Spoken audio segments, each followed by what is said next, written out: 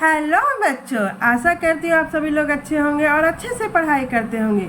जैसा कि मैं भारतेंदु युग और द्विवेदी युग के बारे में पढ़ा दी हूँ और आज हमें पढ़ना है शुक्ल युगीन अथवा छायावादी गद्य साहित्य, जो हाई स्कूल बोर्ड के एग्ज़ाम के लिए बहुत बहुत महत्वपूर्ण है।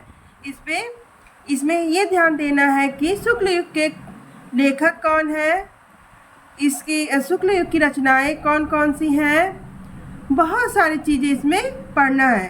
तो चलिए थोड़ा सा ध्यान इस पर दे दिया जाए। शुक्ल युगीन गद्य साहित्य के लेखक और शुक्ल युगीन साहित्य के बारे में पढ़ा जाए। तो स्टार्ट करते हैं। सबसे पहले शुक्ल युगीन का आरंभ कब से हुआ?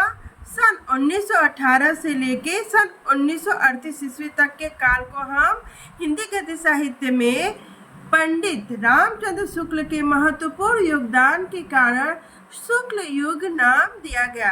तो आप लोग को समझ में आया? 1918 से 1938 ईस्वी तक के काल को पंडित रामचंद्र शुक्ल के महत्वपूर्ण योगदान के कारण इस युग का नाम शुक्ल युगीन पड़ा। इस युग को अन्य नामों से भी जाना जाता है, जैसे छायावादी युग, प्रसाद युग, प्रेमचंद युग के नामों से भी जाना जाता है।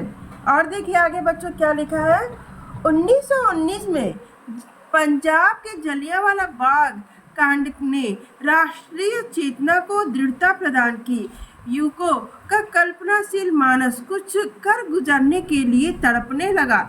इस युग में पराधीनता और व्यवस्था की अनुभूति से लोग आकुल होकर यदि कभी वेदना और पीड़ा के गीत गाए गए तो दूसरे ही क्षण स्वाधीनता के लिए सतत अर्थात लगातार संघर्ष की बलवती प्रेरणा से उत्साहित होकर बढ़ी स्फूर्ति और आत्मविश्वास की भावना को मुखरित किया गया।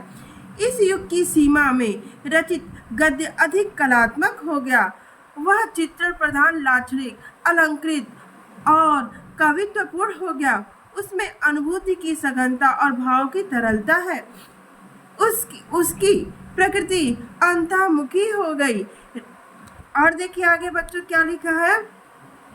राय कृष्णदास यानी शुक्ल युग के लेखक राय कृष्णदास, वियोगी हरि, डॉक्टर रघुवीर सिंह, माखनलाल चतुर्वेदी, जयशंकर प्रसाद, महादेवी वर्मा, सुमित्रा नंदन पंत, सूर्यकांत त्रिपाठी निराला, नंद दुलारे वाजपेयी, पांडे बेचन शर्मा उग्र, शिव पूजन सहाय आदि गद्य लेखकों ने छायावाद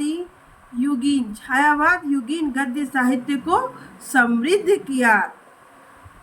इस युग के सबसे प्रमुख निबंधकार कौन है? तो शुक्ल युग के सबसे प्रमुख निबंधकार आचार्य रामचंद्र शुक्ल है। इनके प्रमुख निबंध कौन है? आप लोग बिल्कुल जबान पर रख लीजिए। चिंतामणि आचार्य रामचंद्र शुक्ल का महत्वपूर्ण निबंध संग्रह है, जो 2 भागों में संकलित है। और आगे देखिए, अब हम पढ़ेंगे बच्चों शुक्ल युग के प्रमुख निबंधकार। पूछे जाते हैं एग्जाम में, तो ध्यान दीजिएगा। शुक्ल युग के प्रमुख निबंधकारों में बाबू गुलाब राय, प्रेमचंद, श्याम सुंदर दास, जयशंकर प्रसाद, पंत, निराला, राहुल सांस्कृत्यायन, वियोगी हरि, हजारी प्रसाद द्विवेदी, वासुदेव शरण अग्रवाल, डॉक्टर संपूर्णानंद, शांति प्रिय द्विवेदी आदि के नाम उल्लेखनीय हैं। इस युग के बद्रीनाथ भट्ट का एकांकी संग्रह लवण धोदो है।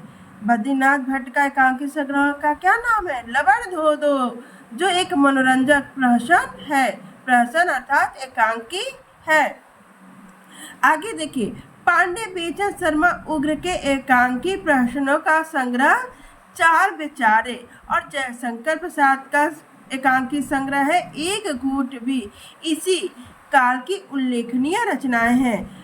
और देखिए शुक्ल युग के प्रमुख एकांकीकारों के नाम भी यहाँ पे दिया गया है, जैसे भुवनेश्वर प्रसाद, जयशंकर प्रसाद, धर्म प्रकाश आनंद, गोविंद वल्लभ पंत, चतुर्सेन शास्त्री, डॉक्टर रामकुमार वर्मा, उपेंद्र नाथ अस, उदय शंकर भट्ट, सेठ गोविंद दास, लक्ष्मी नारायण मिश्र, विश्व प्रभाकर, एवं भगवती चरण वर्मा आदि एकांकीकार हैं।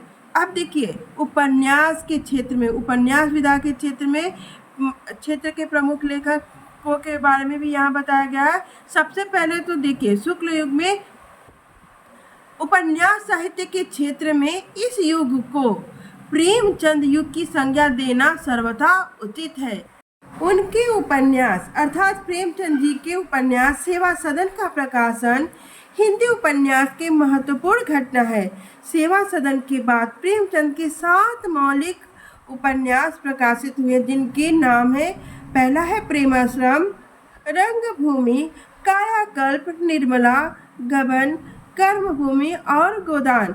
इस युग के प्रमुख उपन्यासकारों में प्रेमचंद के साथ साथ जयशंकर प्रसाद, चतुरसेन शास्त्री, भगवती चरण वर्मा, बाबू दुर्गा प्रसाद खत्री आदि हैं। शुक्ल युग में कहानी के क्षेत्र में प्रेमचंद का ही अद्वितीय स्थान है। इन्होंने लगभग 200 कहानियां लिखी हैं। इनकी प्रमुख कहानियां बलिदान, बूढ़ी काकी, आत्माराम, हार की जीत, शतरंज के खिलाड़ी, पूस की रात, ईदगाह, कफन आदि। कफन प्रेमचंद जी का अंतिम कहानी है। शुक्ल युग के कहानीकारों में प्रेमचंद जी के साथ साथ पांडे बेचन शर्मा उग्र हैं, राय कृष्णदास, शंकर व्यास, सियाराम शरण गुप्त, गोविंद वल्लभ पंत, पद्मलाल पुन्नालाल बख्शी के नाम उल्लेखनीय है।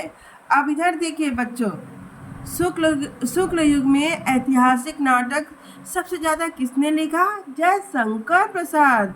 तो यहाँ देखिए क्या लिखा है, हिंदी नाट्य साहित्य में इस युग को प्रसाद युग कहना सर्वथा उचित होगा। अभी बताए हैं क्यों उचित होगा, क्योंकि जयशंकर प्रसाद ने ही ऐतिहासिक नाटक ज़्यादातर लिखे हैं। इस युग में प्रसाद जी के प्रमुख नाटक हैं अजातशत्रु, स्कंदगुप्त, चंद्रगुप्त एवं ध्रुव स्वामी। इस प्रकार इस युग के अंतर्गत नाटक के क्षेत्र में सर्वाधिक महत्वपूर्ण योगदान जयशंकर प्रसाद के ऐतिहासिक नाटकों का है। उनके नाटकों में देश के प्राचीन गौरव के चित्र हैं और उनमें संस्कृति और राष्ट्र प्रेम की भावना के रंग पर्याप्त गहरे हैं। चरित्र चित्रण, कथोपकथन व उद्देश्य की दृष्टि से प्रसाद के नाटकों की महत्ता असंदिग्ध है। प्रसाद के परवर्ती नाटककारों में लक्ष्मी नारायण मिश्र, हरिकृष्ण प्रेमी, राम कुमार वर्मा, सेठ गोविंद दास, उदय शंकर भट्ट, गोविंद वल्लभ पंत व उपेंद्रनाथ अश्क के नाम उल्लेखनीय हैं। आगे देखिए, समालोचना और इतिहास लेखन में आचार्य रामचंद्र शुक्ल के विराट योगदान के पश्चात आलोचना के क्षेत्र में, किसके क्षेत्र में? आलोचना के क्षेत्र में नंद दुलारे वाजपेयी, हजारी प्रसाद द्विवेदी, विश्वनाथ प्रसाद मिश्र, डॉक्टर नगेंद्र और रामविलास शर्मा एवं इतिहास लेखन के लिए डॉक्टर रामकुमार वर्मा, डॉक्टर गणपति चंद्र गुप्त, डॉक्टर लक्ष्मी सागर वार्षे, डॉक्टर मोहन अवस्थी आदि के नाम उल्लेखनीय है। अब इधर देखिए बच्चों, यहाँ पे विभिन्न विधाओं के लेखक, उनकी कृतियाँ दिया गया है। तो चलिए इसको भी देख लिया जाए, क्योंकि बार बार अभ्यास करने से हमारे दिमाग में अच्छे से ये रिपीट हो जाते हैं, तो जल्दी भूले नहीं जाते हैं। तो चलिए देखा जाए, जैसे आचार्य रामचंद्र शुक्ल की चिंतामणि किस विधा में लिखा गया है? तो यह निबंध विधा में है। गुलाब राय का ठलुआ क्लब किस विधा में है? निबंध। प्रेमचंद का गबन या उपन्यास विधा में है। चतुरसेन शास्त्री का आत्मदाह, यह भी किस विधा में है? उपन्यास विधा में है। जयशंकर प्रसाद का पुरस्कार इनकी कहानी विधा में है, ध्यान दीजिएगा। प्रेमचंद जी का पंच परमेश्वर, यह कहानी विधा में है। जयशंकर प्रसाद का चंद्रगुप्त नाटक विधा में है। हरिकृष्ण प्रेमी का प्रतिशोध, यह नाटक विधा में है। आज के लिए इतना ही बच्चों, और अगली वीडियो में हम शुक्लोत्तर युग के बारे में पढ़ाएंगे। और मेरे वीडियो को लाइक और सब्सक्राइब करिएगा। धन्यवाद बच्चों।